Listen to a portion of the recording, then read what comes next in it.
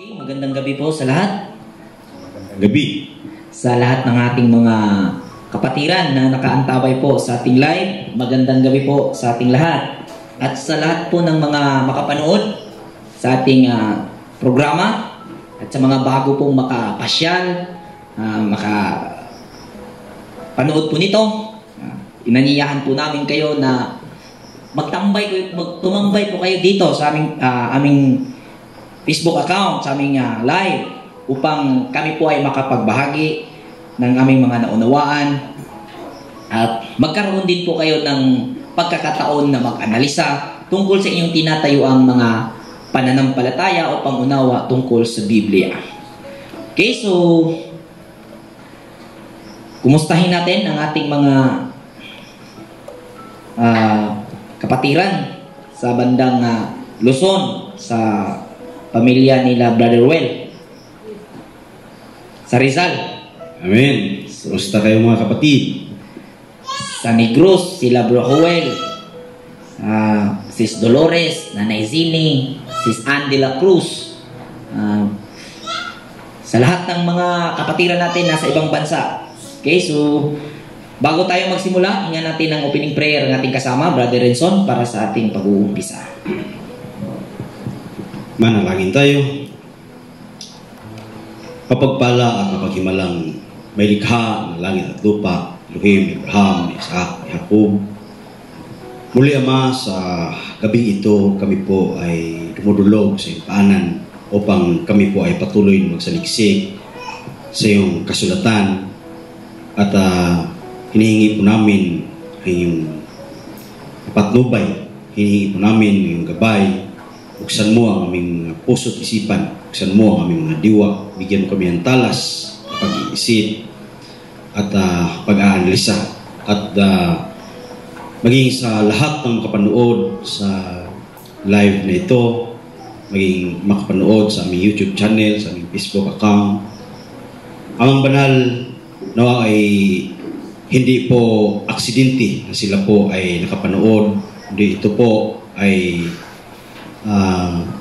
bilang blessings upang aming ma-share sa kanila ang aming mga naanalisa at napag-aralan sa aming pagsasaliksik, patuloy na pagsasaliksik sa iyong kasulatan.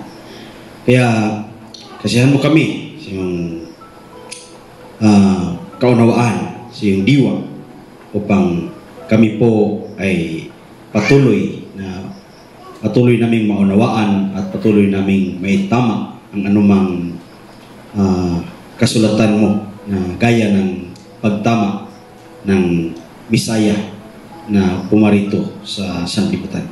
Salamat po, Amang Banal. Ang lahat ng ito ay ang dinadalangin, dinulog sa paanan sa pamagitan sa iyong pangalan, ang katotohanan at naibinigay mo sa iyong bugtong anak, aming Bisaya.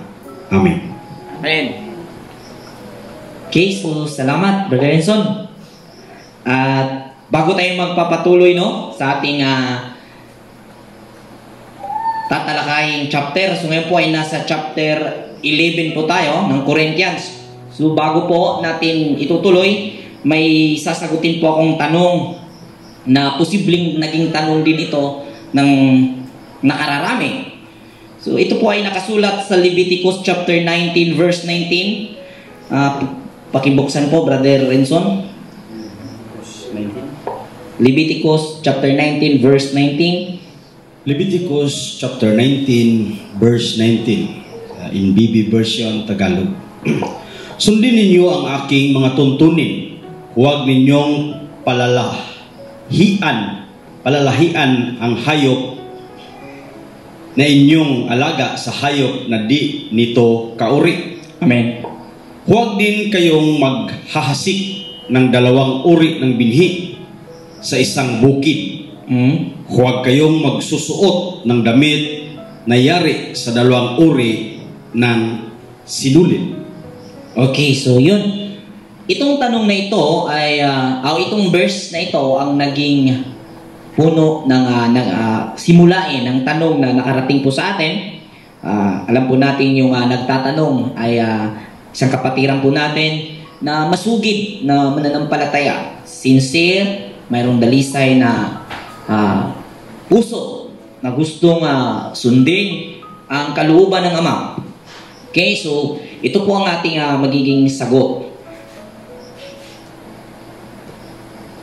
Para maintindihan po, kailangan po nating magkaroon ng pag-elaborate.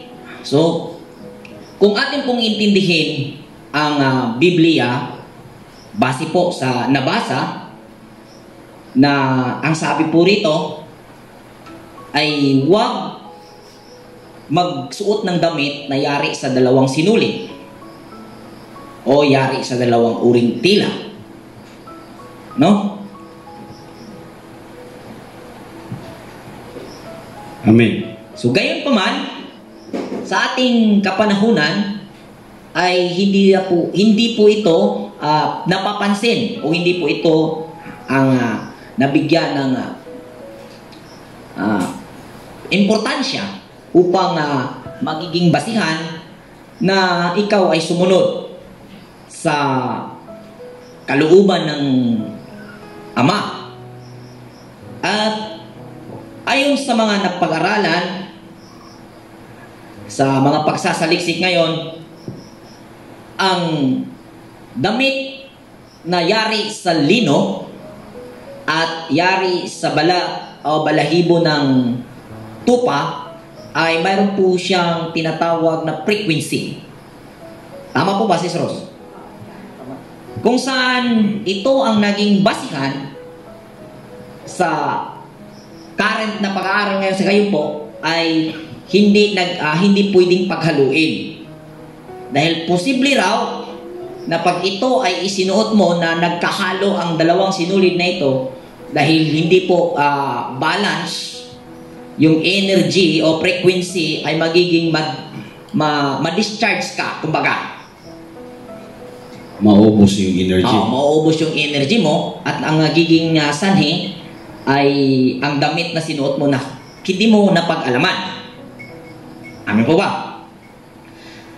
Gayon pa man mga kapatid, kung ating titingnan, may mabigat din kadahilanan, no? May mabigat na basihan na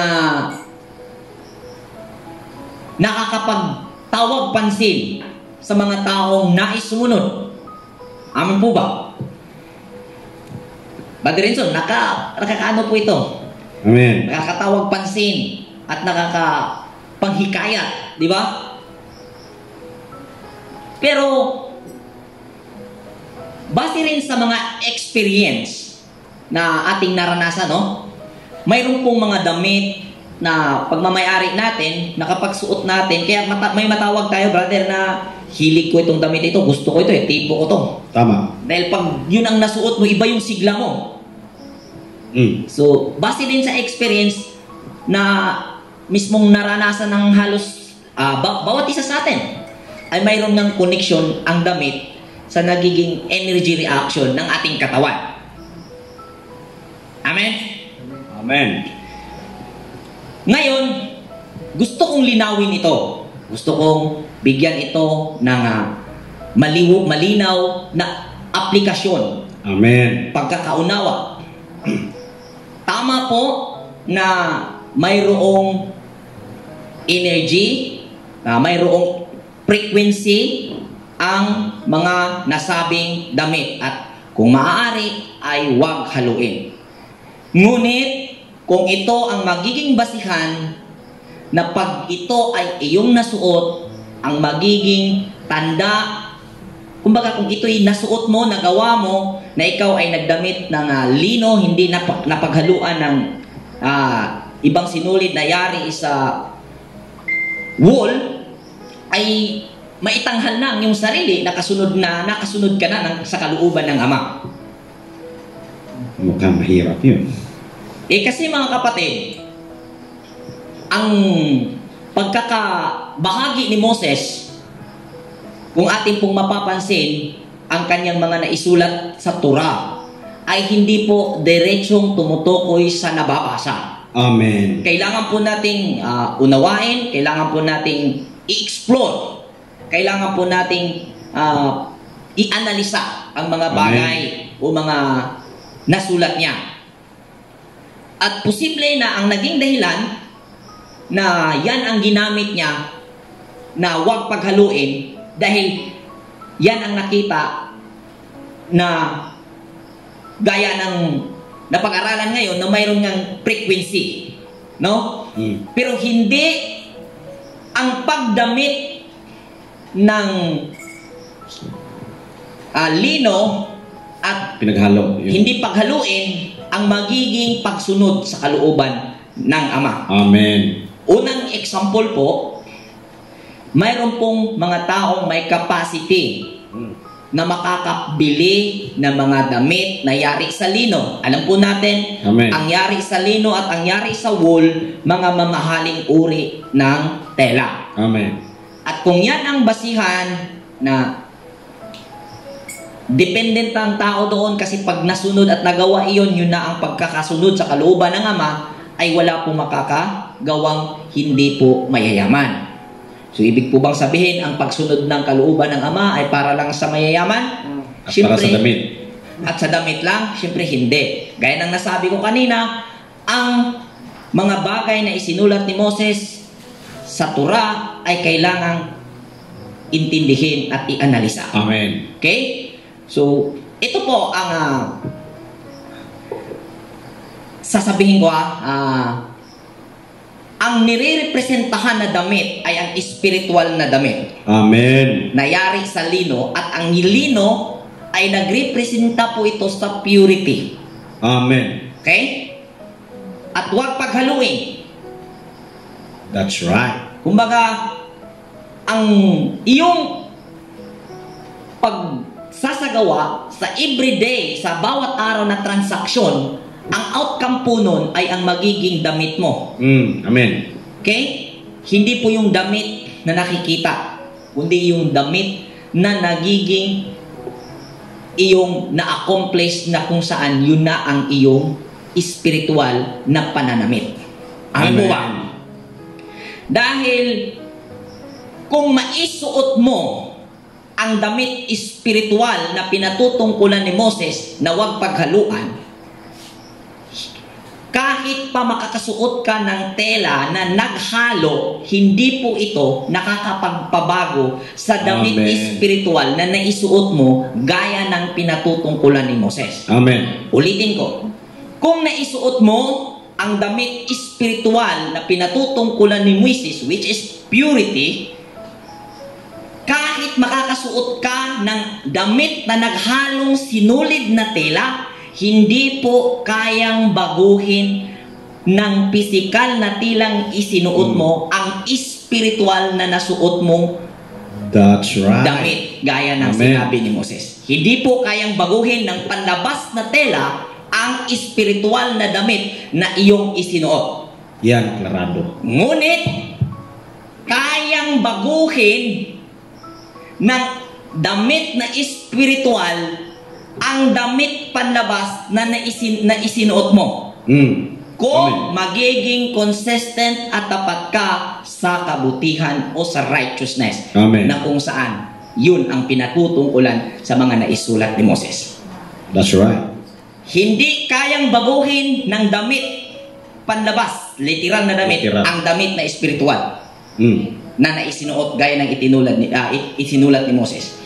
Ngunit kayang baguhin ng damit spiritual ang iyong nagiging damit sa kasalukuyan na kung saan yan man ay yari sa polyester, linen, nagkahalo man yan, kaya yang baguhin pagdating ng tamang panahon. Amen po ba? Amen. So, ang ginawa po natin is precaution. Dahil marami po ngayong naliligaw, sabihin na natin nalulula. Tama ba yun? Nalulula. Parang nalipong ba? Ano po yan? Nalilito. Nalilito. May mga nakapokus sa nasusulat. Kaya ginawa nila mga bagay na yan, kagaya ng paggawa, brother, ng fringes. Yung chit-chit. Pag hindi daw nailagay dyan, kailangan daw maglagay ang damit ng mga Israelita ng ganyan. Dahil yan daw ang tanda ng mga anak ni Israel. Common yan sa mga itim na nag-claim na sila yung the true nation of Israel. So, hindi po tayo kontra ron. Ang sa atin po, ang mai-perform una, ang spiritual na kahulugan doon. Amen. Dahil hindi po sa pananamit nagtuturo si Moses. Amen. Sa spiritual na kalagayan po at kanyang nire-refer sa mga bagay kung saan doon mo i-aanalisa at babaybayin mo ang mga sulat na yun upang iyong maunawaan ang spiritual na pagtuturo na napapaloob sa Torah. Amen. Okay? So dyan po ang ating nagiging sagot sa ating kapatid. So tama po na may frequency, may energy, pero hindi po yan magiging basihan upang makakagawa ka ng mabuti. Kundi ang nasa loob ang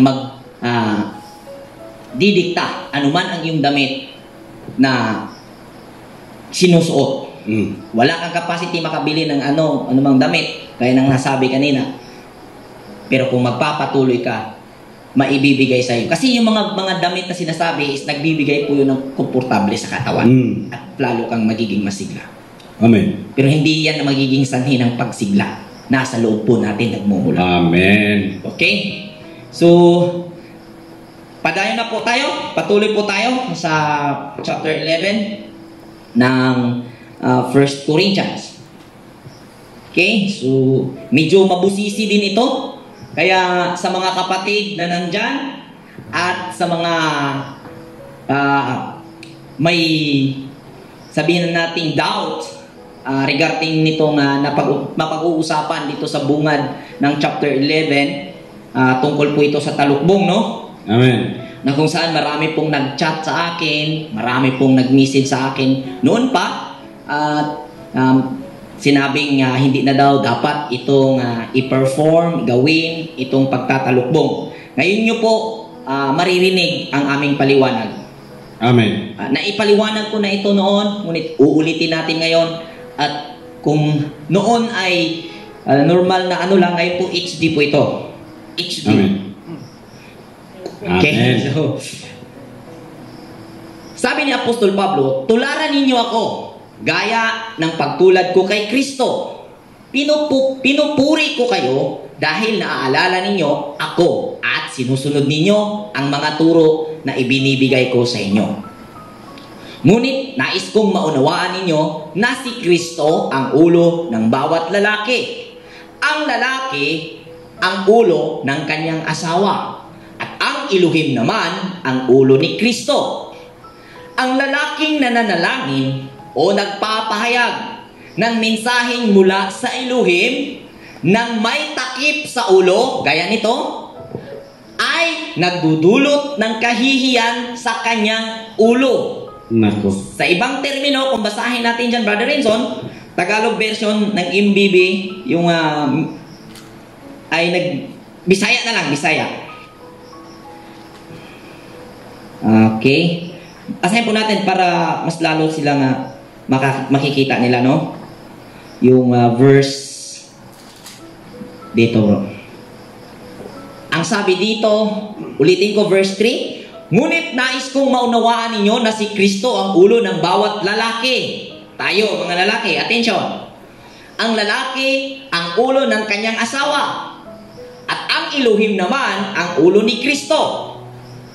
Listen carefully, mga lalaki. Ang lalaking nananalangin o nagpapahayag ng mensaheng mula sa Diyos o mula sa iluhim nang may takip sa ang ulo ay nagdudulot ng kahihiyan ng kanyang ulo. At ang ulo ng lalaki ay si Kristo. Basahin natin ng Bisaya. Nakapagbigay pala tayo ng kahihiyan kay Kristo nito. Mula sa verse 1? Verse 3 to verse 4. Verse 3 to verse 4. Apan buot ko nga masayod kamo nga si Kristo maoy ulo sa tanang tao. Ang mga bana maoy ulo sa iyang asawa. O ang Dios maoy ulo ni Kristo. Verse 4. Busa, ang usa ka lalaki nga magpandong kung siya magampo o musulti sa mensahe sa Dios, nagpakaulaw kang Kristo. Okay? So, ito ang nagiging mga dahilan ng ating mga kakilala na concern. Hindi natin sila masisisi. Dahil yung pag-message nila sa akin, alam kong hindi po yun plastic. Yun ay ginawa nila na may pag-alala at pagmamahal. So thank you po sa lahat ng nag-message sa akin na ipatanggal na ang talukbong. Thank you po sa inyong pag-alala. Thank you po sa inyong concern, mga kapatid. Amen. Salamat sa inyong pagmamahal. Gayunpaman, atin pong pag-aralan ngayon. Dahil Amen. Kung nabasa ninyo ito, nabasa rin namin. So, ang magkakaiba lang siguro sa atin yung pagkakaunawa tungkol dito. Dahil ang naging dahilan kung kaya kami narito, dahil sumunod kami. Amen. Sa kung ano ang itinuro ng mga apostoles. Gayon din kayo. So, nakita ninyo na nakatalukbong kami. So, lakas loob at kami ay nagsasagawa ng pagtatalukbong at ngayon ang chapter ay ang tatalakayin mismo. Brother Rizon. So, sa pagtatalukbong natin ay nakakapagbigay tayo kahiliyan ni Kristo ayon po sa nababasa. Sa nababasa. Okay. Ngunit, paalalahanan po natin ang lahat. Ang Corinthians, 1 Corinthians, from chapter 1 hanggang sa pinakahuling chapter po nito, ay iisang sulat po ito. Amen. Hindi po ito magkahiwalay. Amen. Okay? So, ang babae namang nananalangin o nagpapahayag ng mensaheng mula sa Diyos nang walang talukbong ang ulo ay nagdudulot ng kahihiyan sa kanyang ulo. Para rin siyang babaeng inahitan ang ulo. Kung ayaw magtalukbong ng ulo ang isang babae, magpagupit na rin siya ng buhok. Yamang kahiya-hiya sa babae ang magpaahit o magpagupit ng buhok. Dapat siyang magtalukbong. Okay. So, para ating pong mabigyan ng pattern para ma-deliver po natin ang ating naunawa, no? Nilagyan po natin ito ng guide question. Next. Okay, so ito po yung katanungan ating inihanda para i-lead po ang ating pag-aaral. Maintindihan po ninyo ang pagbabahaging ito. So, literal bang talukbong ang tinutukoy ni Apostol Pablo? Literal bang talukbong na tinutukoy ni Apostol Pablo? Tingnan natin. Sa Exodus 29 verse 6, basahin po natin. Exodus chapter 29 verse 6. Isuot mo kay Aaron ang turbante at ikabit rito ang korunang kinasusulatan ng katagang inilaan kay Yahweh. Okay? Isuot mo kay Aaron ang turbante. Itong turbante ay ito po yung talukbong na kung saan ang nakasulat dito sa 1 Corinthians chapter 11 ay pwedeng ang pinatutungkulan ay yung turbante. Dahil sa sa Greek linear po ay ang tinutukoy po dito na itinatranslate from Greek to English ay something in his head. Kung sinabi ko ito para kung nais po ninyo, tingnan nyo po sa linear Greek. Okay? So, basahin natin yung Bisaya, no? Bisaya version, chapter 9, verse 6. Ingon dire, purungi siya o ipatapot sa purong ang sagradong ilhanan sa pagkahinalad. Okay? Purungi. So, nga nung ikaliman nga bersikulo ang atong gikuha. Upang atin pong ianalisa ang nasabing talukbong ni Apostol Pablo dito sa chapter 11. Alam po natin na si Moses, kung guidance ng Holy Spirit ay hindi po kulang. Amen. Agree po ba kayo?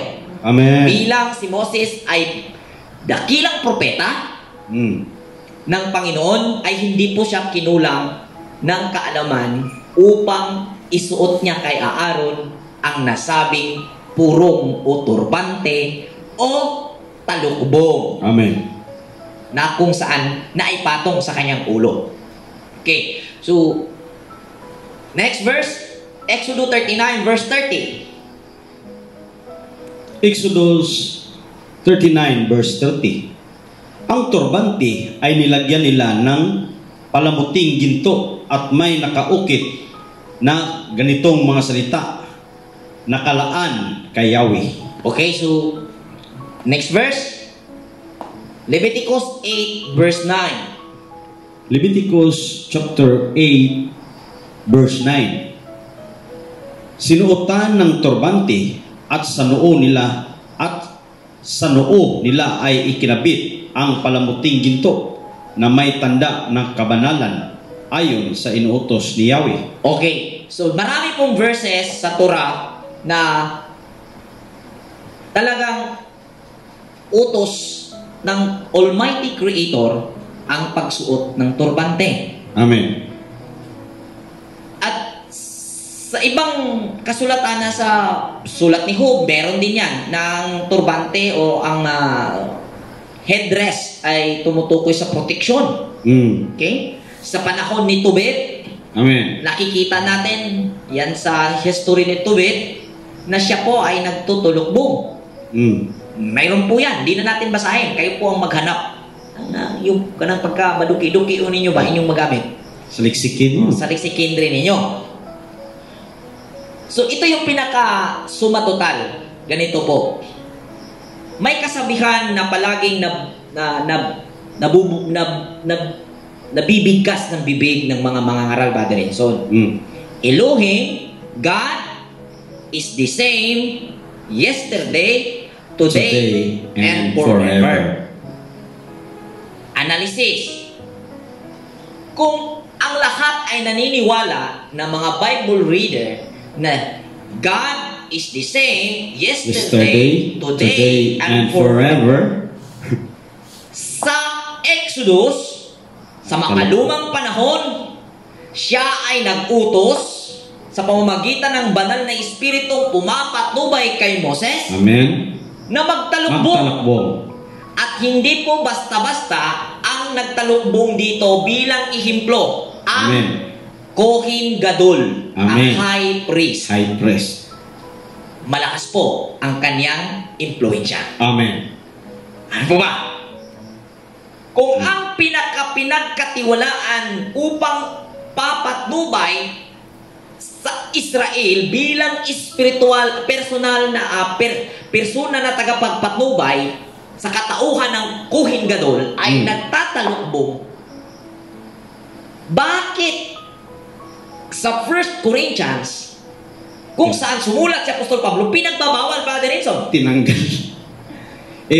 Ibig sabihin ba ang God, ang Creator ay hindi the same today, yesterday, and forever? Kasi yun na nga eh. Binago eh. Yun na nga eh. Kaya mag-isip-isip kayo mga bukang bibig. God, the same. Yesterday, today, and forever. How come naging the same? Paano naging hindi nagbabago? O kung saan, hindi pala alam ng inyong Diyos na ibabaguhin niya ito pagdating ng kanyang anak na si Kristo. Pastilan. Pastilan dong. Isipin po natin. Ibig sabihin, yung God noon, yung Creator noon, Hindi the same. hindi the same at hindi siya all-knowing. Hindi siya all-knowing. Kasi hindi niya alam na pagdating ng kanyang anak, baguhin pala. Baguhin ang kanyang anak. Hindi alam. Kumbaga, ang Diyos ng mga taong nagtakwil at umunawa na pinagbabawal ni Apostol Pablo ang talukbong ay hindi po ang kanilang Diyos ay kinikilala na pinakilala ni Moses ay nagbabago pala, hindi pala di nagbabago. Klarado naman. Klarado, kapatid, na ang Diyos nila, yung Diyos na yun ay nagkamali. Ganun na nga. Ganun na nga yung pinaka-sumatotal kung ating i-analisa. Okay? So alam po natin, kahit ganun po ang aming nasabi tungkol sa inyong mga na ibahagi ng mga pangunawa tungkol sa Biblia, ay still na nandun pa rin yung ating paniniwala na God is the same yesterday, today, and forever. Amen. Kami po ay andun sa paniniwala ngayon. Ito po ang aming mungkahi at i-analisa po natin ang ating pagkakaunawa. Nang sa ngayon po, hindi po tayo mapagtatawanan ng mga taong hindi naniniwala sa Diyos. Amen. Okay? So, literal ba na talukbong ang tinutukoy ni Apostol Pablo? Sagot, hindi. Amen. Hindi literal. Klarado naman eh. Dahil kung literal, yun nga, nagbabago ang Diyos. At, siyempre, may ibang sanga po ito, Brother Renson eh. Son of perdition kasi si Pablo. Para sa mga hindi naniwala. Ibang usapan din yun. May panahon din para sa inyo. At mayroon na tayong mga naibahagi dyan. Lalong-lalo na sa mga UHC believer na talagang idinidiin na si Pablo. Kaya hindi kasi nila nauunawaan yung mensahe ng Apostol Pablo. Ginawa nilang masama si Pablo. Hindi nila mapag-reconcile. Kaya naging ganun yung kalalabasan. So ano ang pinatutungkulan ng talukbong na sinasabi niya dito sa Corinthians chapter 11 verse 1 to 7? So tingnan po natin sa 1 Corinthians, balik po tayo. 1 Corinthians chapter 5 verse 1 to 5. Balikan po natin. 1 Corinthians chapter 5 verse 1 to 5. Nakarating nga sa akin ang balitang mayroong kabilang sa inyo na gumagawa ng imoralidad. Kinakasama niya ang asawa ng kanyang ama. Kahit nga pagano ay hindi gumagawa ng ganyang kahalayan. Ang nakukuha niya ninyong magmalaki, dapat sanay mahiya kayo at malungkot. At ang taong gumagawa ng ganon ay dapat ninyong itiwalag. Kahit wala ako riyan sa katawang, nariyan naman ako sa espiritu. Amen. Kaya't parang nariyan na rin ako. Ang gumagawa niyan ay hinahatulan ko na sa pangalan ng ating Panginoong Hesus. Kapag kayo'y nagtipon-tipon at ang espiritu ko ay nariyan sa kapangyarihan ng ating Panginoong Hesus.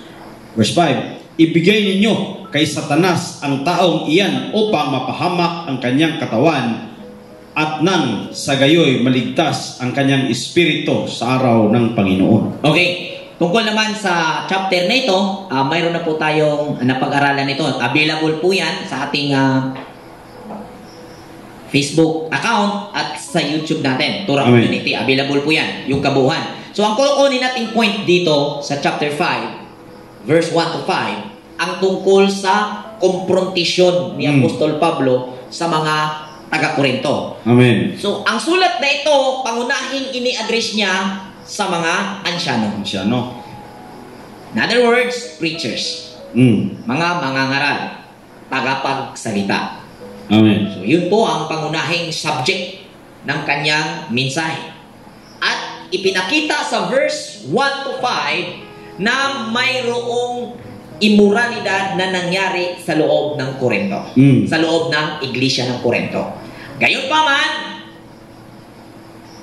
gaya ng sinabi ko kanina, ang isang aklat ng Korinto ay hindi po magkahiwalay ang bawat chapter nito. Magkarugtong po ito. Nilagyan po ito ng chapter nitong mga nagsalin. Ang purpose upang madaling i-memorize ang number. Kasi number ang i-memorize at mahanap na sa pamamagitan ng chapter at verses ang mga napapaloob na salita. Bagkus hindi po ito ang nagdi-divide o hindi po ito ang nagputol-putol sa mensahe. Nanatili pa rin buo, intact na ang mensahe ay nabigkis po siya sa iisang layunin, yung lahat ng chapter na nasa 1 Corinthians. Amen. Kaya kung ating mapapansin dito, ang salaysay ni Apostol Pablo, nabalitaan ko na may imoralidad na nangyari sa inyo. Kahit pang mga pagano ay hindi gumagawa nito. Bakit nagawa ninyong magmalaki? So, isipin nyo, paano ang nangyari sa mga ngaral? Paanong hindi nila matuligsa sa pamamagitan ng aral ang gumagawa ng imoralidad? Ano ang nagiging kanilang performance habang sila'y nangangaral? Ano? Next. So, ang talukbong na tinutukoy ni Apostol Pablo ay 2 Corinthians chapter 3 verse 12 to 14. Basahin natin.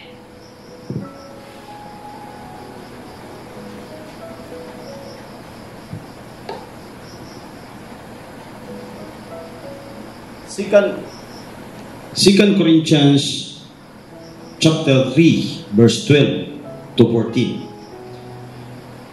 Dahil sa pag-asa naming iyon, malakas ang aming loob.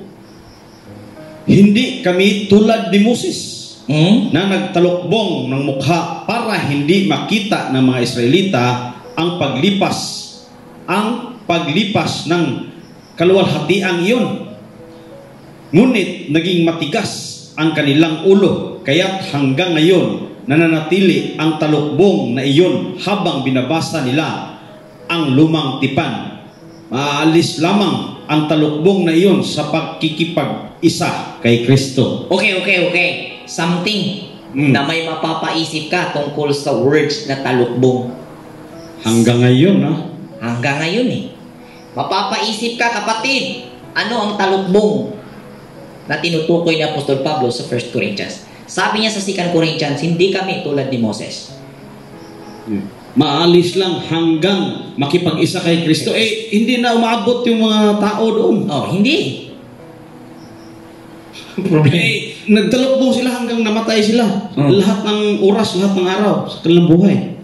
Hindi naalis hanggat hindi makipag-isa kay Kristo. So, hindi talukbong na nakabalot sa ulo ang tinutukoy ni Apostol Pablo. Amen. Sa chapter 11, verse 1 to 7. So, ano ang talukbong na tinutukoy?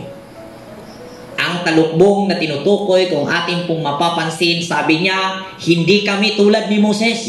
Ano ba ang ginawa ni Moses? Kung naaalala po natin, nung bumaba si Moses mula sa fasting, 40 days and 40 nights, nagliliwanag po ang kanyang noo. Dahil po sa glory ng Elohim. Hindi po iyon literal na liwanag.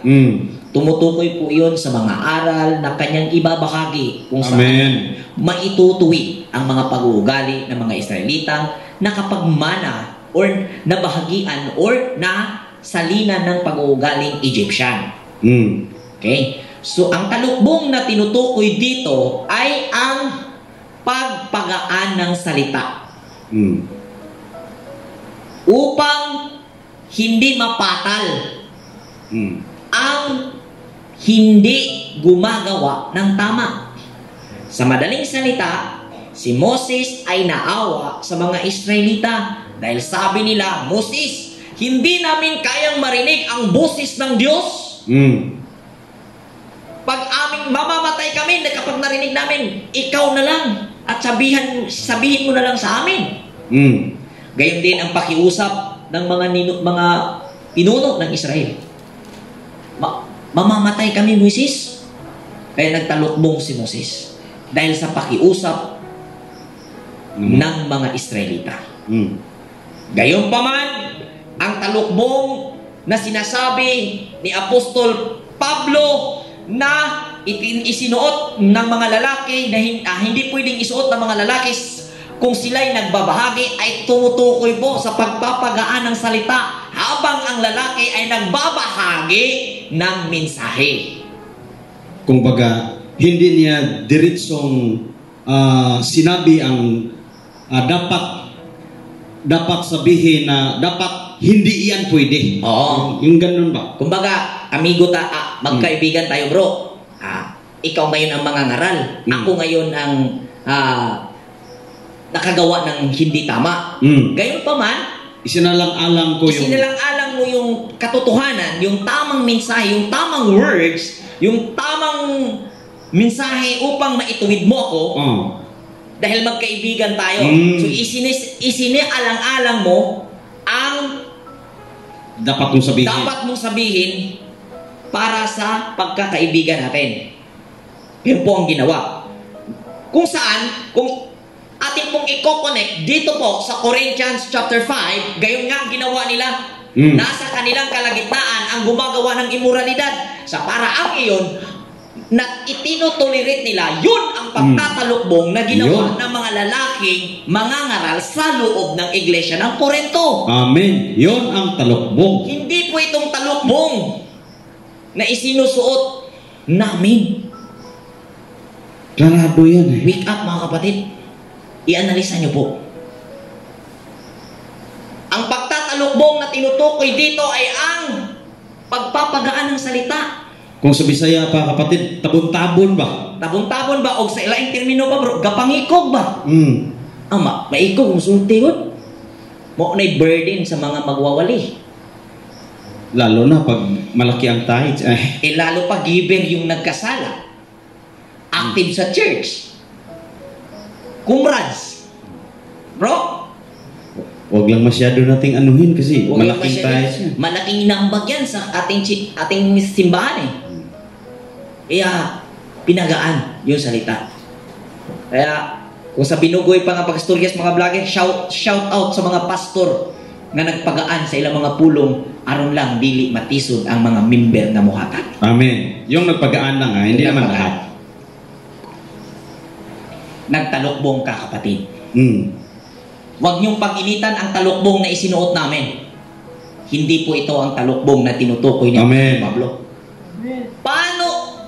Paano namin, asan yung sense? Asan yung essence? Nagtalukbong kami, gumagawa kami ng kindness sa aming kapwa.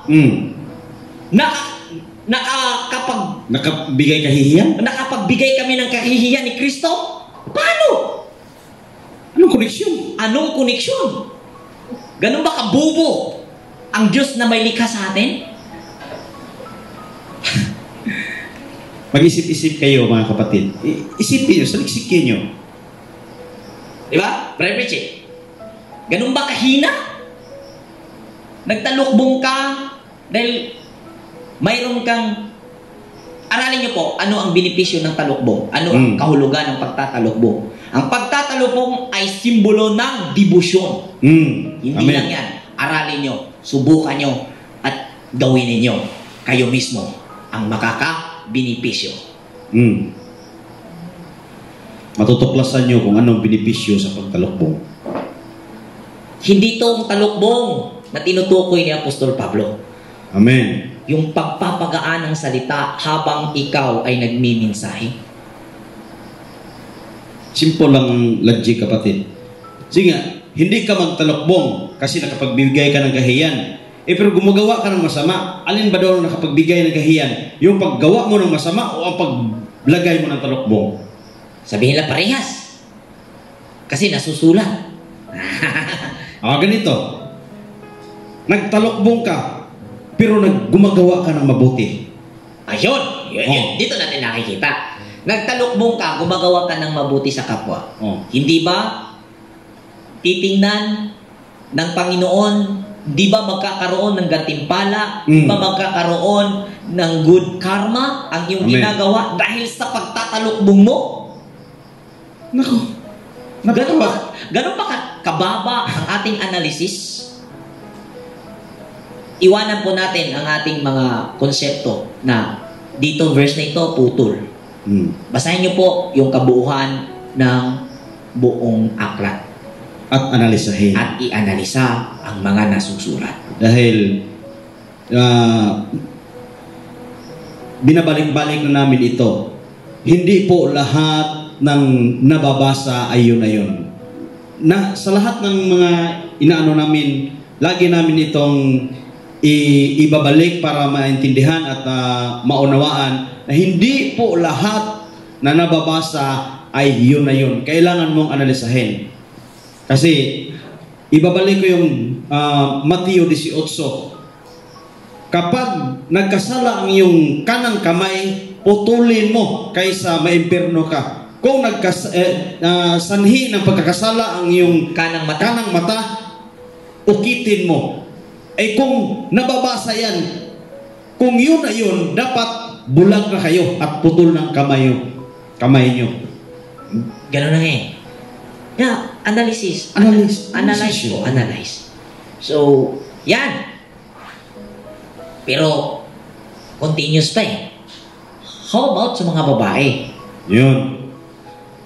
Paano yung mga babae? So, ang babae kailangang magtalukbong. Baliktad eh. Kasi pag siya hindi nagtalukbong, ipinapahiya niya ang lalaki. Dahil ang lalaki, ang ulo ng babae. Amin po ba? Mahirap yun, kapatid. Ganito yung example. Yung asawa mo, palaging nagtatalukbong sa pagsimba. Pero hindi naman naging submissive sa iyo. Ano yan? Pero magtatalukbong siya during prayer, during pagsamba. Talukbong si Mrs. ha? Si Mrs. nagtalukbong during araw ng pagsamba. Pero hindi siya submissive sa kanyang asawa. Ano yan? Dahil ba siya nagtalukbong? Okay na. Gayun pa man, ang pagtatalukbong ng babae na pinatutungkulan ni Apostol Pablo sa kanyang pagbabahagi ng mensahe o kanyang pananalangin ay tumutukoy po sa pag-lift up at pag-encourage sa mga tinamaan sa mensahe na ibinahagi ng kanyang asawa. Amen. Gayon po nagtatalukbong at inaalaw ang babae na magtatalukbong. Ibig sabihin, habang nagawa ng lalaki ang paghahayag sa katotohanan at pagtutuwid sa maling gawa ng member o kapwa mananampalataya, to the rescue naman, pagbigay mensahe si Mrs. upang i-encourage at maging sympathizer doon sa sakit na naramdaman sa nagiging palo dulot ng mensaheng itinuro ng asawa. Amen. Yun po ang intindihin natin. Gayon po, inaalaw ang babae ay magtatalukbong. Amen. How about naman, Brother Ruin? Sa mataas na buhok, hindi na pwede magtalukbong. Ang babae na may mataas na buhok, tumutukoy po sa kanyang glory. Ano po yung kanyang glory? Yung kanyang pagka-submissive sa kanyang asawang lalaki. Ibig sabihin, kung tunay na siya ay may mabuting aplikasyon bilang mabuting asawa, pwede po siyang titira habang siya'y nagmimensahe.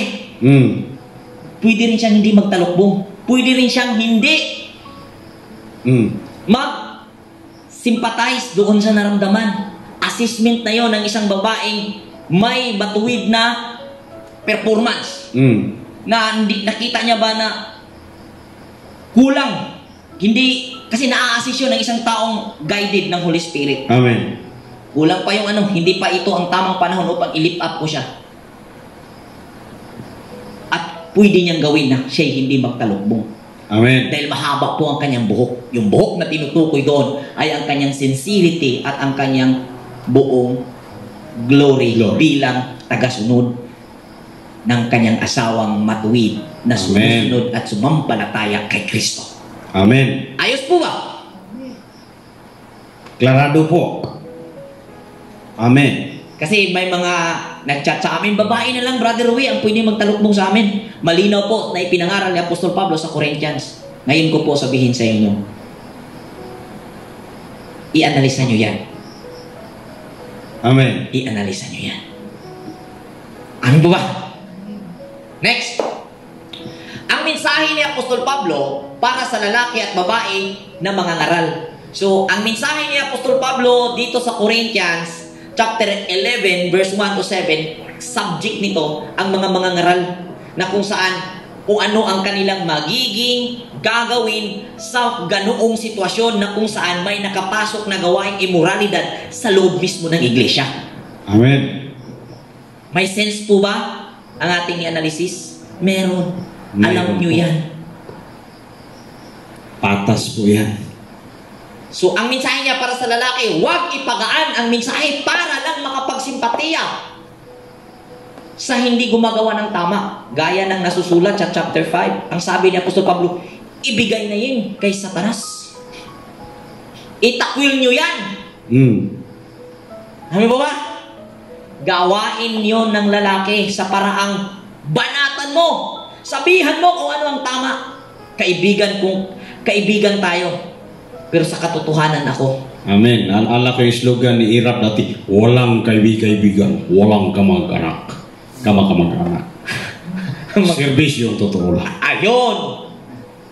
Naglilingkod tayo sa kabutihan. Naglilingkod tayo kay Kristo. Naglilingkod tayo sa diwa ng pagkamatuwid na kung saan ito yung awareness sa ating kapanahunan na kung saan yan ang nagmulat sa kanila upang sila'y makagawa ng mga mabubuting bagay upang makapagdulot ng pagpapala sa buhay. Sa babae naman, payuhan na tanggapin ang naging aral at magsimpatiya sa sakit na mararamdaman. Yun ang pagtatalukbong ng babae. Habang nilang purnas ng mga ngaral na lalaki, si babae naman, pag siya'y nagkaroon ng pagkakataon na makausap yung nakagawa ng imoralidad, siyempre, pag nabanatan yan sa teaching, masakit yun. Masakit yun.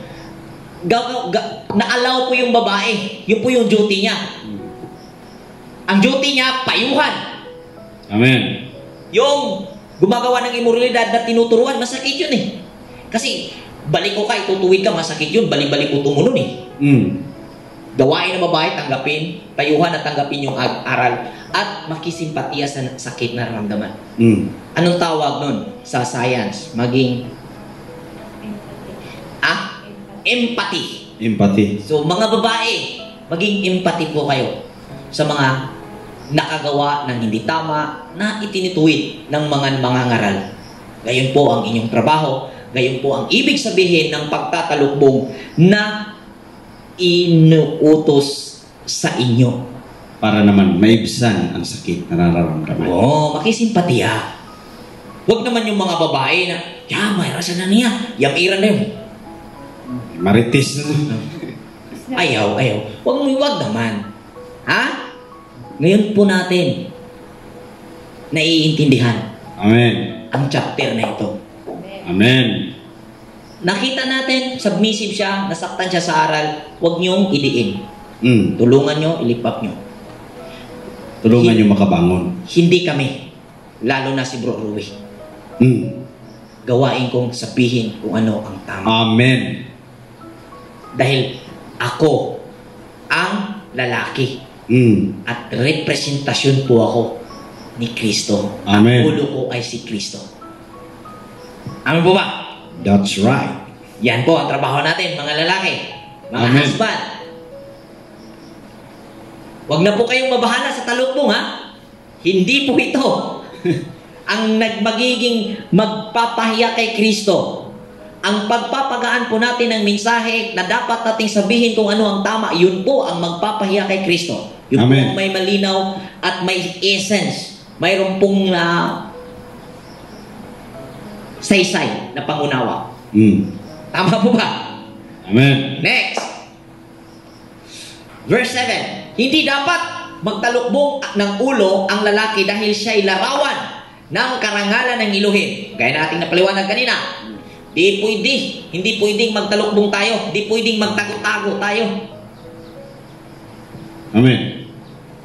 Dahil larawan tayo ng pagkamatuwid. Ulo tayo ng pamilya. Ulo tayo.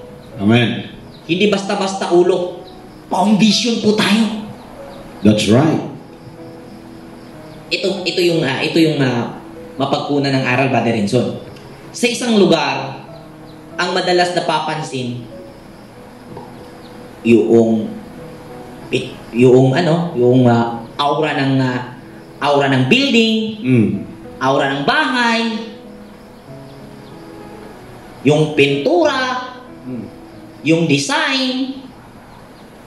Madalas yun ang na-appreciate at napapansin. Ba't di nyo napapansin ang mga haligi? Nakatago. Nakatago yun. Wala pong nagpicture ng bahay. Haligi yung pinupuntarya. Ito haligi, pag malaki ko to, napakalaki, napakatibay. Wala po eh. Pintura, picture, sa design. Ano po ba? Mga lalaki, mga tatay, hindi po tayo basta ulo. Foundation po tayo ng bahay. Amen. Ano po ba? Kaya, ipaparamdam natin sa ating pagsasalita kung tayo may pagkakataon na makapagbahagi ng aral.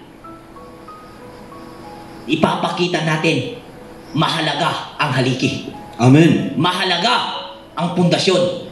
At ang pundasyon na yun ay si Kristo. At tayo ang pinagkatiwalaan.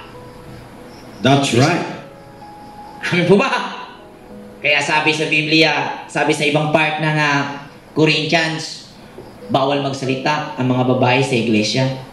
Nako. Ang tinutukoy po nun, bawal po pangunahan ng mga babae ang pagtutugis ng mga nakagawa ng hindi tama. Amen. Duty po ng kalalakihan ang ituwid kung ano yung mali. Dahil hindi po naka-assign, hindi po bagay o hindi po align na si babae ay siya yung mangaral. Kumbaga, kinunan niya niyang karapatan yung lalaki. Sa paraang yun. Dahil ang trabaho niya, siya ay lift up. May mga babaeng nagsasalita dahil ito namang mga lalaki, walang ginagawa. Tapos pag may nagsasalitang babae at nangaral, hindi yan, kasi bawal yan. Anong ginagawa mo? Kaya nagsasalita yan dahil hindi ka nagsasalita. Tama. Ano po ba? Amen. At sapagkat hindi mula sa babae ang lalaki, kundi ang babae ay nagmumula sa lalaki. Yan na yung nasabi ko kanina. Hindi pwede na pangunahan ng lalaki abang ng babae ang lalaki. Lalo pa, siya ang may karapatan, siya ang inilagay sa kultura na manguna, na magsasalita at magtuwid sa mga pagkakamali. Amen. At yung naturuan, nasaktan sa pagtutuwid, trabaho mo babae, na i-lift up, i-encourage. At hindi rin nilalang ang lalaki para sa babae, kundi ang babae ay nilalang para sa lalaki. Alang-alang sa mga anghel, dapat magtalukbong ng ulo ang babae. Ang babae bilang tanda na siya ay nasasakop ng kanyang asawa. Amen. Ang interpretation ng katawanan sa Christian, bro, patalukbungon ko ng mga babae, kay kung tagas ko ng buhok ang mga babae, maipog ko ng mga anghel. Pagkadahan yung mga hunahuna lang, sige hunahuna. Pastilan. Uno mo, ha? Sabi nga, bro, Tagalogin ko, sabi ng interpretation ng Christians, needed na magtalukbong ang mga kababaihan during worship day.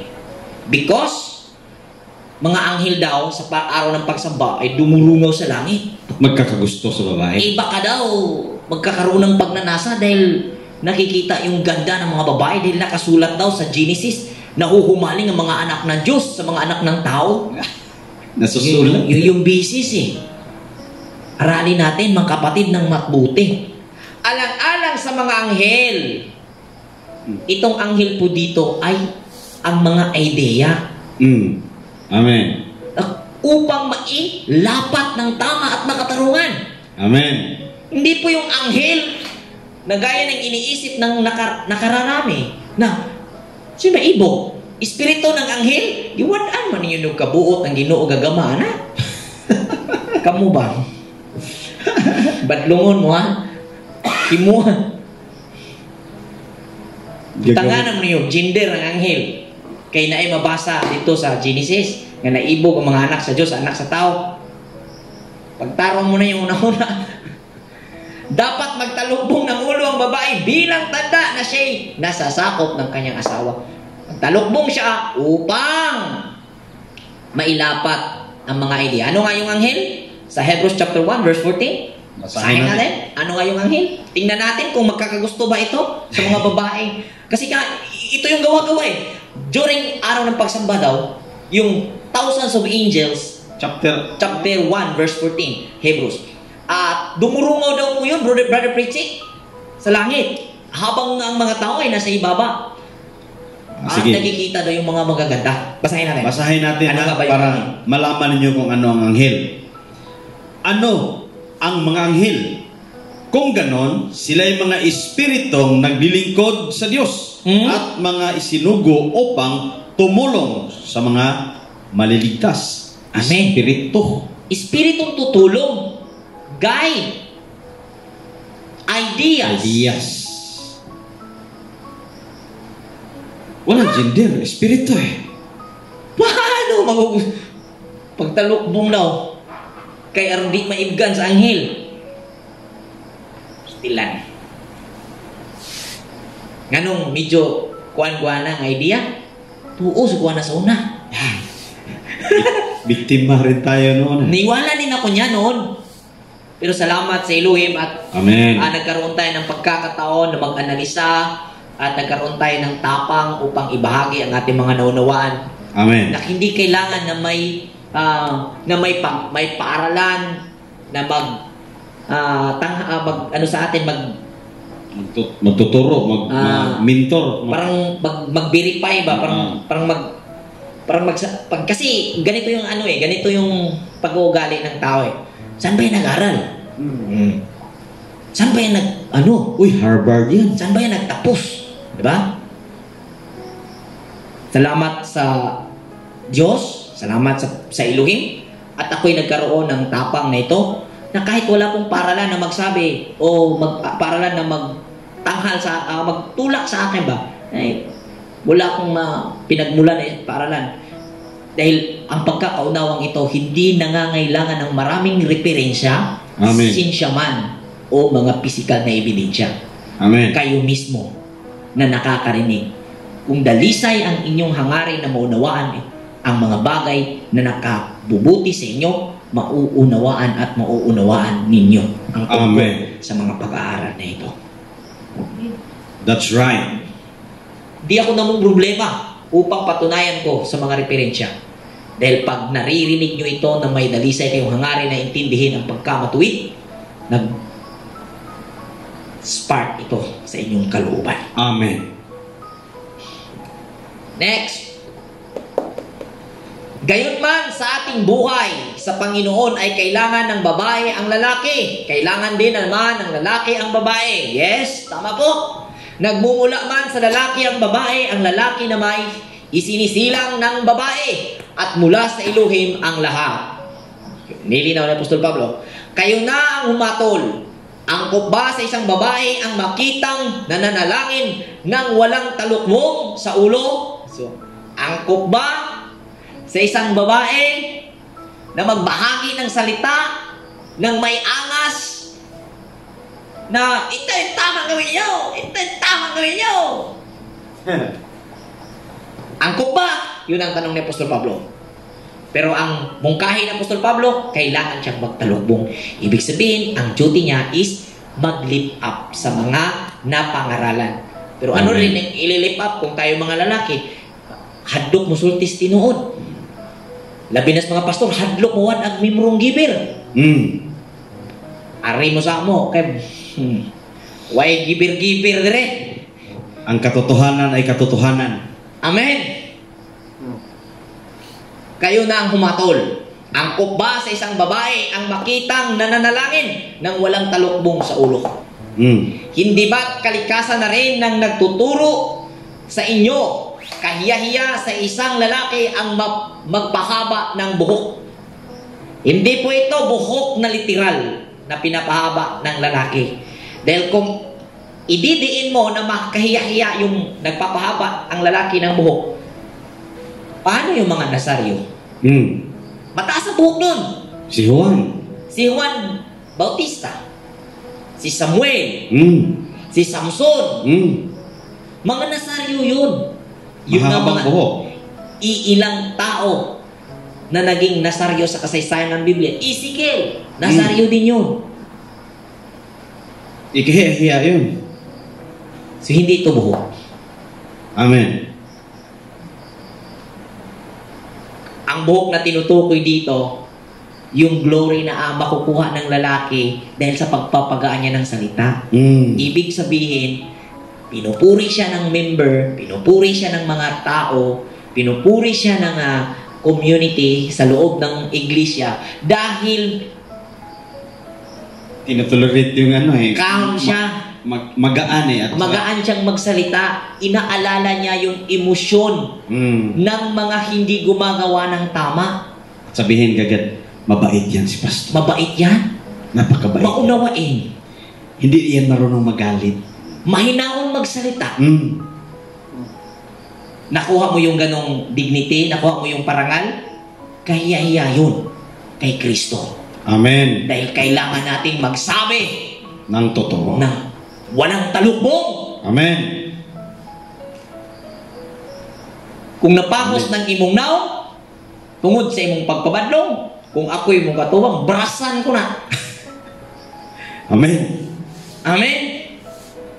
Ayaw pagdahom nga, kung si Bro Roy ang musulti niya nagbuhat kag di mayo, nakahimo kag dautan, nakahimo kag dili mataro, nga maglipod-lipod si Bro Roy. Bibibihon. Kay inani man ko, ang tibuok elders group di na kamao nga magbibibibi. Napay mas ilingig nako sa group, elders group. Butan. Amen. Butan pa ko. Naapay mas mangtas nako. Amen. Amen ba? Amen. Naapay mas mangtas nako. Bawal ang himi dire. Amen ba? Ngunit karangalan namin ito ng babae sapagkat ibinigay sa kanya ang buhok bilang pagtakip ng kanyang ulo. Amen. Yung buhok na tinutukoy dito, yung makukuha ng babae na parangal dahil siya ay naging sympathizer doon sa pinangaralan. Yun yung buhok. Ay, ano yan? Subukan yung ilagay yung sarili sa ganong ugali. Di ba magiging ano kayo ng community? Magiging kilala kayong mabait? Ang babae, di ba? Hindi man ito naintindihan, no? Itong ugali na ito, na hindi ito naintindihan ng mga old Christians community, pero mayroong mga napapansin na kung may ganitong pag-uugali sa simbahan. Marami. At kilalang mabait at maunawain. Dahil ito ay angkop sa mga kababaihan. Hindi ito angkop sa kalalakihan na maging magpapagaan ng salita. Ang ba? Lampor na si. Kung mahimo, kung tanaw ni mo gilumutan, Brasi. Sunroki. Amen? Amen. There is time for everything. Ngunit, kung may gusto pang magkipagtalo tungkol dito, ang masasabi ko ito, sa pagsamba, wala kaming ibang kaugalian. Gayon din ang maging ang mga iglesia ng Elohim. Amen. Yun. Ano? Nito, kung ating mapapansin ang verse 16, na coincide sa naging paliwanag natin. Naday pagpamatasan nga, magtabon-tabon ng mga apostolis. Ay, wala po silang pag-ugali na papagaanin yung salita para ka masave. Takip-takip ba?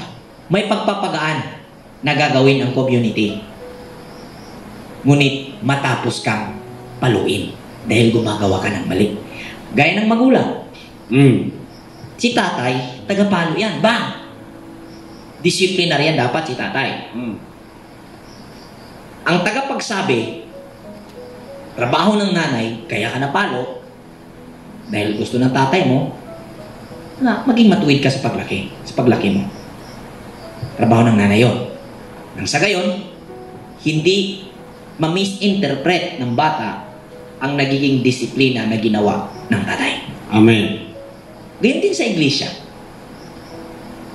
Pag na kasaba nila ba ang nagpabadlo, nung napapansin ng asawa ng pastor o ang asawa ng ministro, asawa ng tagapagsalita, responsibility niya na i-lift up siya. Amen. Kilang yan. Kaya talaga nagkamali ka eh. Pero patuloy lang tayo. Tuloy lang tayo. Hindi po sarado ang pagbabago. Tuwid po natin pagkakamali. Sabay lift up. Anong pangailangan? Tulungan. Bigyan ng atensyon. Amen. Ganyan po ang pag-aalaga na makikita natin ibinahagi ni Apostol Pablo sa mga taga-Korinto, partikular sa mga mangangaral, mga ansyano. Amen. At pwedeng-pwede natin kunin upang makuha natin ang aral na kanyang ibinahagi sa Korinto. Amen. Then posible ang mga pangyayaring ito sa lahat ng community. Next. Tungkol sa mga babanggitin ko ngayon, hindi ko kayo maaaring purihin dahil sa inyong pagtitipon ay hindi nakakabuti. Subalit, nakakasama. May mga ganitong churches na kuman sa selebrasyon, natapos yung selebrasyon, maraming mga libak, maraming mga chismis. Mga ito, siyang kuwan kayo, DJ kaya madaglang ba? Anong kita pa ilaron, kasuway tana. Naana. So, instead na magkaroon ng pagpapalakas ng relasyon during ng pagtitipon, nagkakaroon pa ng mga pagkabahagi-bahagi kasi hindi grupo-grupo, ganun ba? So, una sa lahat, nabalitaan ko na kayo'y nagpangkat-pangkat sa inyong pagtitipon at ako'y naniniwalang may katotohanan iyan. Tingnan mo. Talaga namang magkakaroon ng pagkabahagi-bahagi sa inyo upang makikilala kung sino sa inyo ang mga tapat. Pamamaraan, yan ang ipoprovide ng ating kung anong ating magiging hakbang magkakaroon ng ganito upang makita kung sino yung tapat. Gaya ng nangyari sa OHC. Alam po nating lahat, part po tayo ng OHC. Doon po tayo nagmumula. At nangyari ang lahat na nagkabahagi-bahagi upang makita kung sino ang tapat, kung sino ay may dalisay na layunin sa advokasiyang pagsunod sa kabutihan. Amen. Next, sa 1 Corinthians chapter 1 verse 10.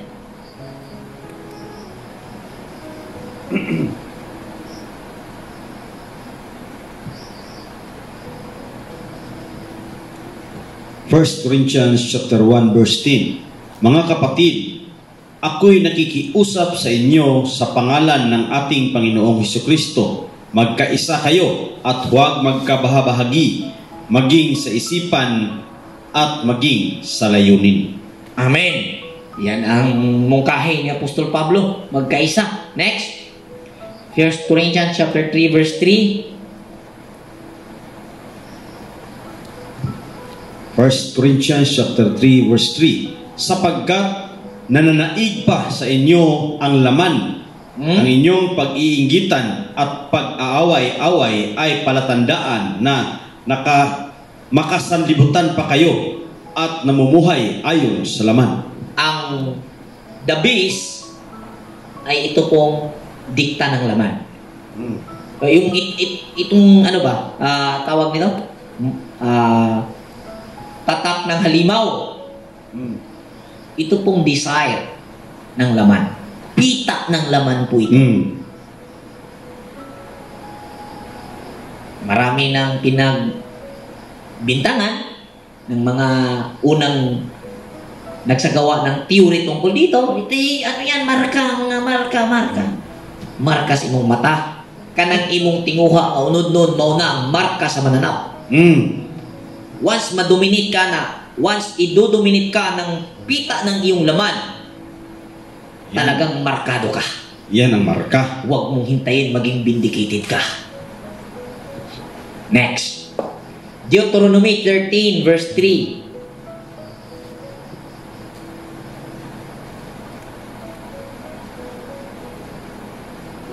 Sino-sino na lang pinagbintangan. Ito, Mark of the Beast to.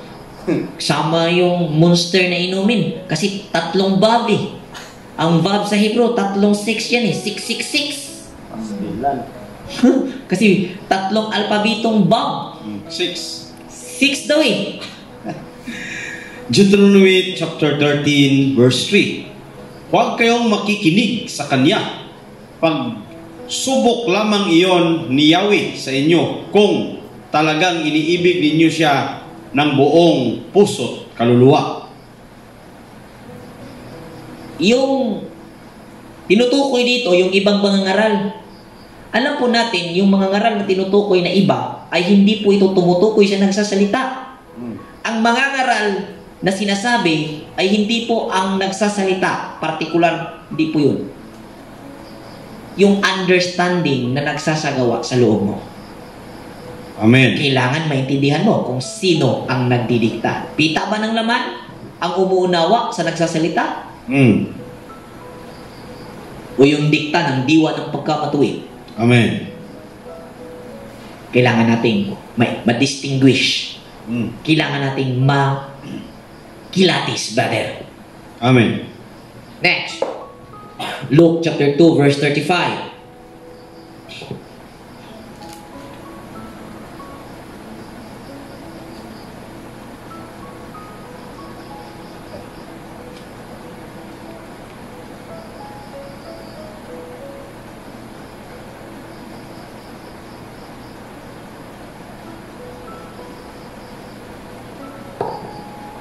Luke chapter 2 verse 35. Kaya't mahahayag ang kanilang iniisip dahil dito magdaranas ka ng matinding kapighatian parang isang patalim na itinarak sa inyong puso. Lahat na nangyayari ay hindi pwedeng ipagbaling sa iba. Ano ba? Kasi ang ugaling na umiiral ngayon, blaming. Ikaw kasi, siya kasi. Blaming para ma-justify siya. Ito kasi yung nangyayari. Yung sakit na nararamdaman natin pag hindi natin ito nakuha, kung bakit nagkaroon ng sakit na nararamdaman tayo, bakit may nararamdaman tayong sakit, hindi natin ito mai-manage, magiging itatakwil natin iyon. At ang kalalabasan, blaming. Siya kasi. Pero yung sakit na ating mararanasan habang sa journey tayo ng buhay, pag ating na-manage, magiging wisdom ito. Amen. Ang buwa. Dahil ang sakit, nandyan ang malaking pag-ibig, napapaloob. Yan ang binhi ng grasya. Amen. Next. Kaya't sa inyong pagtitipon, hindi banal na hapunan ng Panginoon ang kinakain ninyo. Watch out, papalapit po ang ating ceremony ng Passover. At ito rin ang napapaloob ngayon sa chapter 11. Sapagkat ang bawat isa sa inyo ay nagmamadali sa pagkain ng kanyang sariling pagkain. Kaya't nagugutom ang iba at ang iba na may nalalasing. Kagad, napag nabasa natin ito, ang umiiral na pangunawa tungkol sa pagkain na inihanda during Pisa. No, hindi po yan. Ang pagkain na sinasabi dito, sariling pagkain, ay tumutukoy sa pangunawa. Amen. Na nakukuha habang nakikinig sa nangangaral. Pagtuturo ang itinutuwid ni Pablo dito ay ang pagtuturo. Amen. Kaya yun po ang essence nating sinusundan. Hindi po ang pagkain literal na inihanda habang nasa seremonyas ng Pisa ang naging dahilan. Kundi ito pong nakukuhang pangunawa sa nangangaral. Amen. Okay. Kaya nagugutom ang iba. So ibig sabihin, nagmamadali ng kanyang sariling pagkain.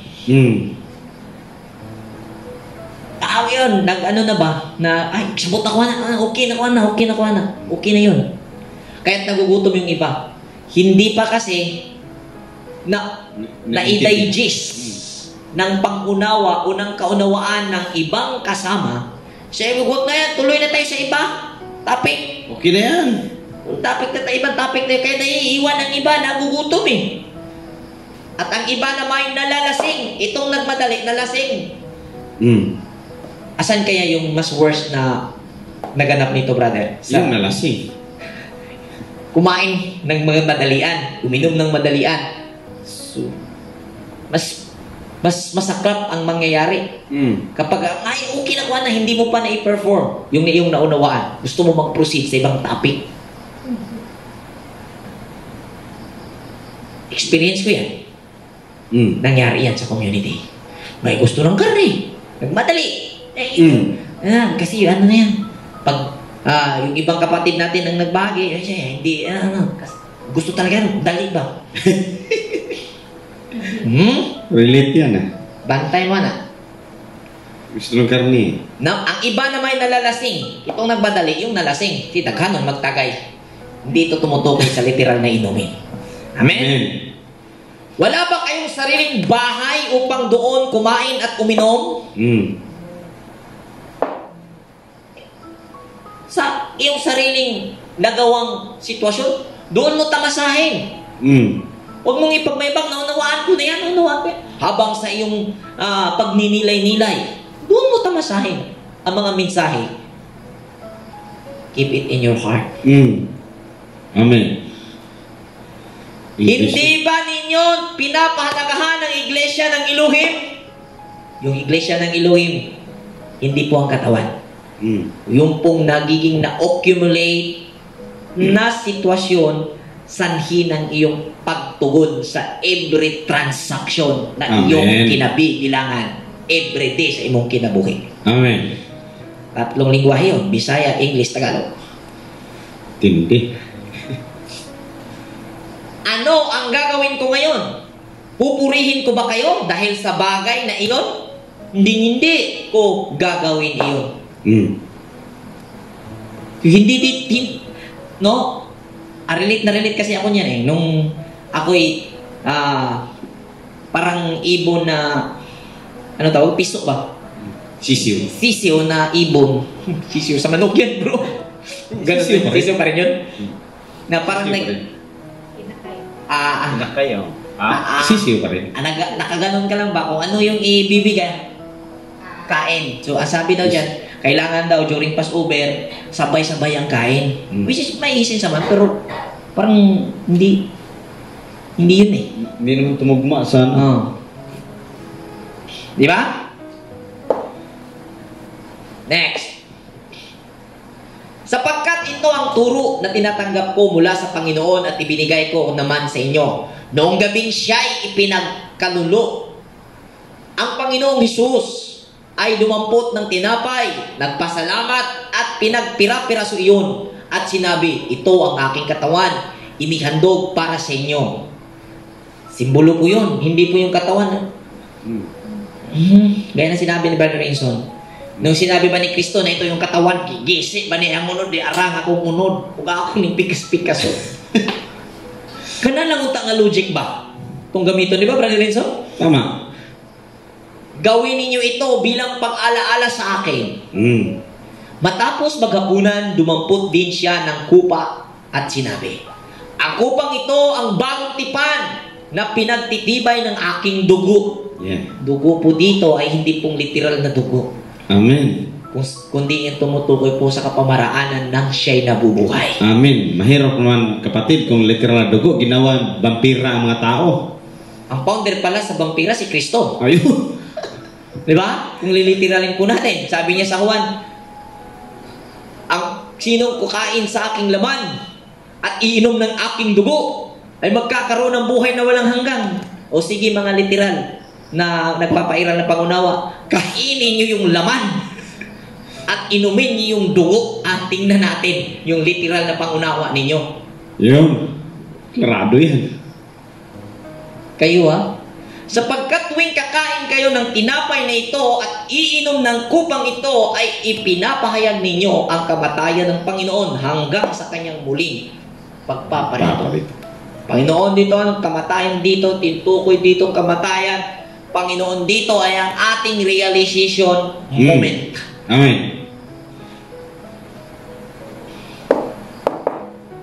Kaya ang realization, pirmi na siya magbalik-balik.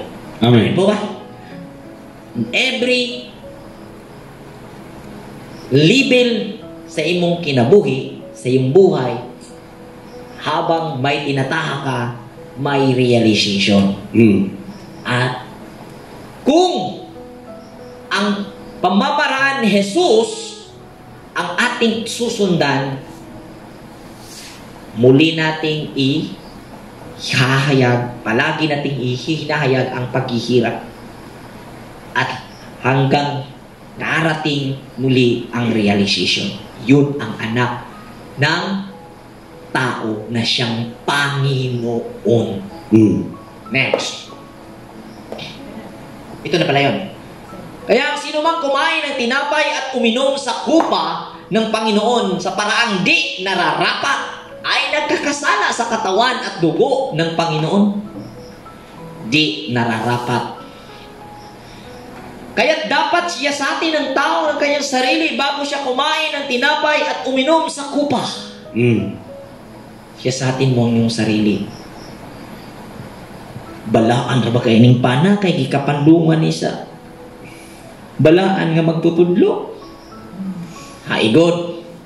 Sa pagkabalaan anak, nas harina raman na hinimo General Miling. Simbolo na. Amen. Ang isimbuluhan ana, uy balaan. Amen. So pagkahitabuha nga ang Ang ako pumingin halingtan mo. Nawa ang pagkabalaan sa seremonyas. Kay wala ka bendisyon Pastilan. Dili in taon ang pan mo'y balaan. Ang kahulugan. Amen. Nganong gaandam o pan, hindi ang tinapay na literal ang sinabing banal, kundi ang kahulugan at natutungkulan. Kaya kung ngayong paparating na Pisa, lalo pa sa mga Jewish practitioner, Messianic group, mga nagsasagawa ng Passover, mas mainam aralin po natin ang mensahe ng Passover. Amen. Hindi po natin bigyan ng mas mahalaga o mas mataas na halaga ang seremonyas. Wala po yan. Kung hindi mo mauunawaan ang pinatutungkulan yan. Amen. Walang saysay yan.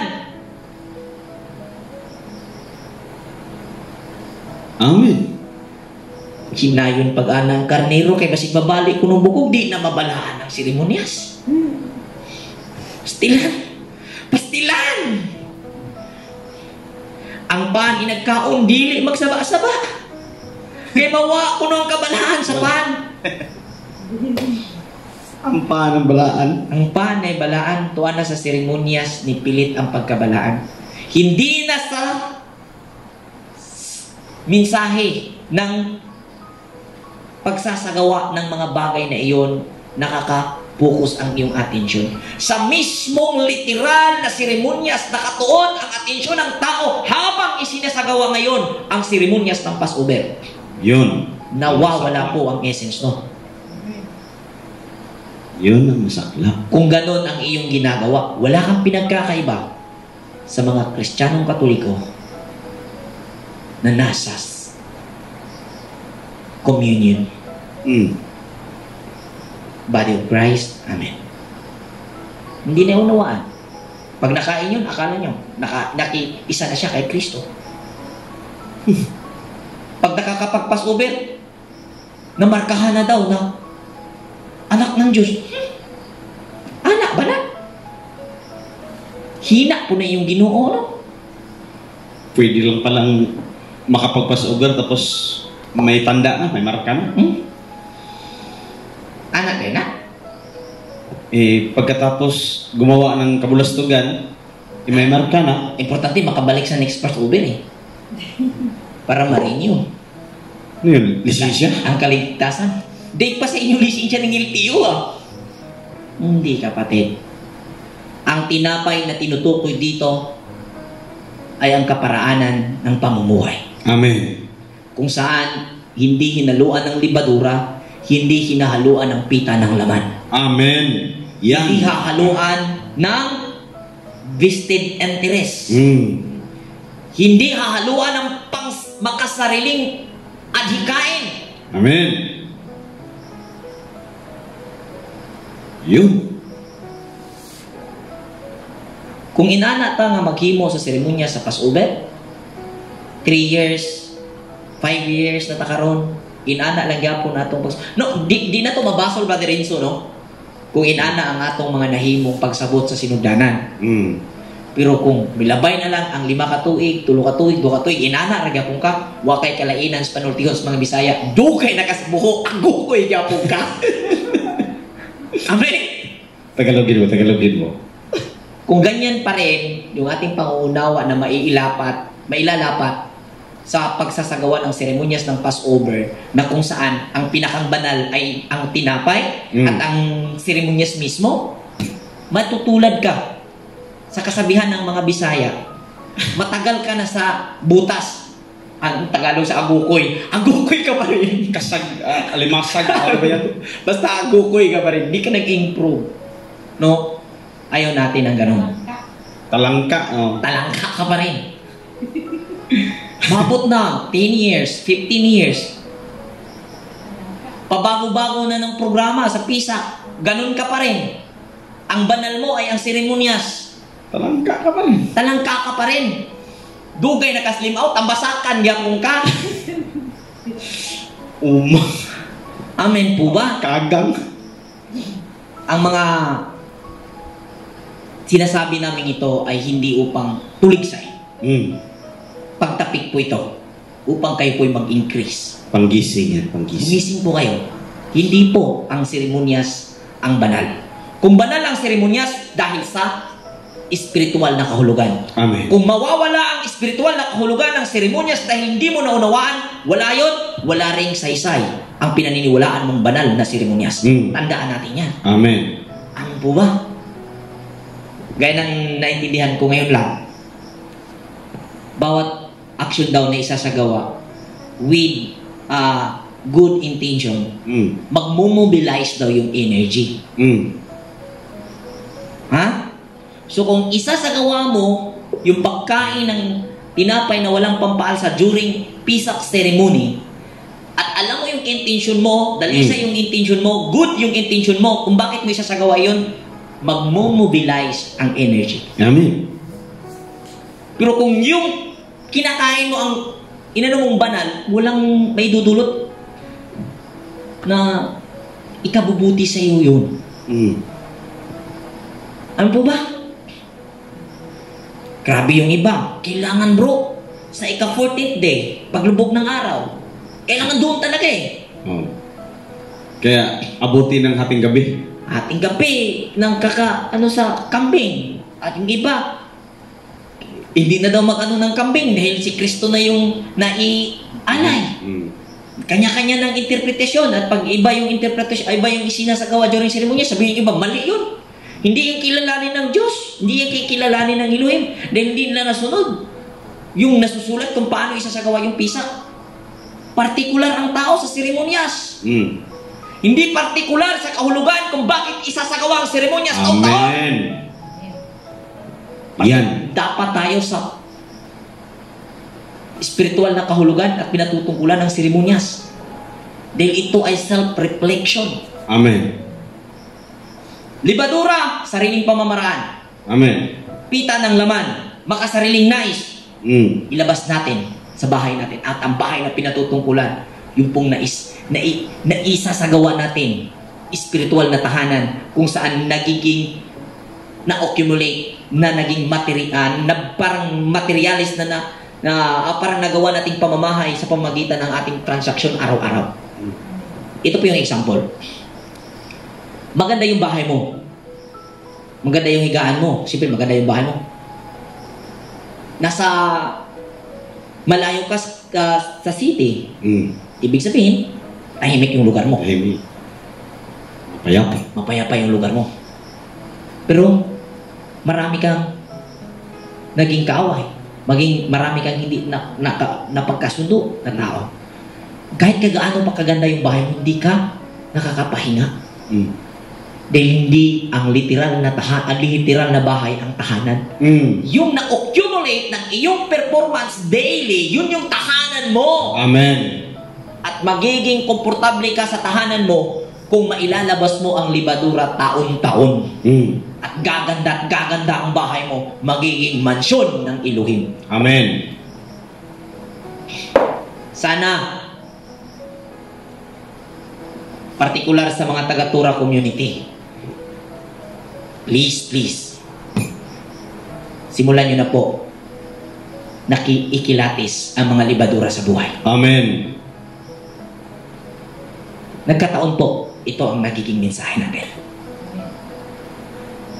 Iyan ang dahilan kung bakit mahina at sakitin ang marami sa inyo at may ilan ngang namatay na. Hindi po ito literal. Hindi po literal ang tinutukoy. Hindi po literal ang pinatutungkulan dito. Dahil pwedeng may buhay na patay. Pwede rin na itong sakitin, ito po yung dali kay mangluod. Kadungog lang may istorya. Ano na kuganahan mo simba? Hindi na kuganahan mo. Sobrang sensitive. Hindi na kuganahan mag-ano dun sa how. Kasi paparinggan ako eh. Paringgan na umon, hindi na mulungkat. Amen? Ipatira ang ganing Apostol Pablo. Ganon po. Nangyari dahil hindi mo nilabas ang libadura. Ano man ang iyong magiging quality ng iyong sarili, hiningi mo yon sa pamamagitan ng iyong pangangalaga sa energy o sa privilege na ikaw ay narito, na pinagkatiwalaan sa enerhiya at sa panahon na may pinapairal na matuwid na sistema. Amen. Kung sisiyasatin natin ang ating sarili, hindi tayo hahatulan ng Panginoon. Ang Panginoon dito, ito yung iyong pagtatanto. Dalawa kasi ang dala ng Panginoon eh. Itong Panginoon ba, anak ng tao? Pagka nalaman mo, brother, mali ka, napagtanto mong mali ka, at teachable na ugali ka, tumatanggap ka, at ikaw ay dadako sa taon-taon na kultura na kung saan nagre-reflect ang bawat isa, mag-increase ka talaga. Amen. Pero kung hindi ka teachable during pagtatanto, yung iyong pagtatanto ang magiging hukom sa iyo. Ikaw, manahan dito, mag-uutong lugar. Okay? Ako mapanungdugugon pero may nabada eh. Mura. May palayo na lang ko. Palayo na lang ko kay sa una, binilhon ko nila kay mapusnan mo ko pagkaruwa naman. Nabada eh. Miyak ka lang. Next. Ngunit, hinahatulan tayo ng Panginoon dahil itinutuwid niya tayo. Yung pagtatanto na pangyayari ang humahatol. Kung alin ang ating pipiliin. Kung pipili tayo sa magiging teachable tayo, prosperity ang Amen. tunguhin natin. Pag hindi tayo teachable, lugmok tayo at magiging impyerno buhay natin.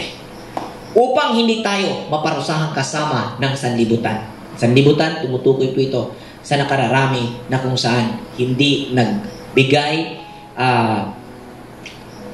atensyon doon sa kung ano ang ikabubuti for survival. Kumbaga na-trap sa tawag nun reptilian brain o reptilian concept mindset. Kung may nagugutom, kumain na muna siya sa bahay upang hindi humantong sa hatol ang kaparusahan ang iyong pagtitipon. Okay. Kung may nagugutom, gustong-gusto na niya, mag-ano siya sa bahay, magninilay-nilay spiritually. Upang, sino bang nagpapa-encourage sa iyo? Habang nakakarinig ka ng salita, na-encourage ka? Sure ka? Hindi. Dahil pag naririnig mo, pwede mong i-ignore. Tama ba, bro? Amen. Pag nakakarinig ka ng nagsasalita, kahit pagano ka inspiration words yan, kung nais mong Ayaw mong tanggapin. ibaliwala, pwede. Kahit wala kang narinig, kung magninilay-nilay ka, may maririnig ka. Amen po ba? Tama po Amen. ba ako? Kahit may nagsasalita ng inspiration words, kung iyong babaliwalain, pwede. Pwede. Kahit walang nagsasalita, kung gustuhin mo, may maririnig kang Amen. nagsasalita. Dahil ang nagsasalita, ang salita, ay hindi sa labas nagmumula. Sa loob mo mismo nakukuha. Amen. Nasa sa iyo. Ang salita ay Diyos, hindi po ang Biblia. Amen. Nasa atin po ang salita. Amen. Naririnig po natin yan kung gustuhin natin. Magsasalita yan. I-active mo lang ang dalisay na hangarin. Amen. Next. Tapos na tayo. So paalala, ang ating pong PISA ay ngayon pong April 22. So ang ating pong new moon at New Year, at the same time New Year po, first new moon of the year, ay ngayon pong April 9. So sa lahat ng maki-isa, tayo po ay magkakaroon ng live, magkakaroon tayo ng pagtuturo niyan, magkakaroon tayo ng pagbabahagi, at sa lahat ng mga taga Cebu na pupunta dito, medyo maaga po tayo magsimula. So, ang live po natin, possible, nasa mga alauna po siya, pero pagsisimula, habang nagsimula po ang ating gawain dito, nagsisimula na po tayo. Salamat po sa ating lahat. Magandang gabi. Shalom Aleichem. Aleichem. Shalom.